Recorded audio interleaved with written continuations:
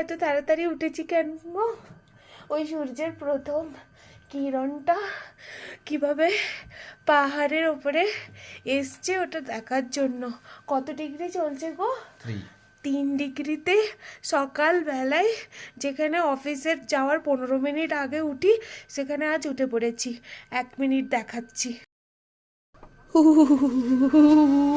O my god, what a scene! তারাও আছে।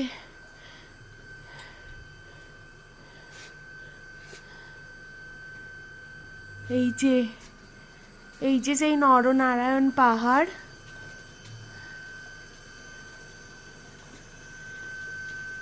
এই যে তার চূড়াটা বরফে আবৃত, ভীষণ সুন্দর।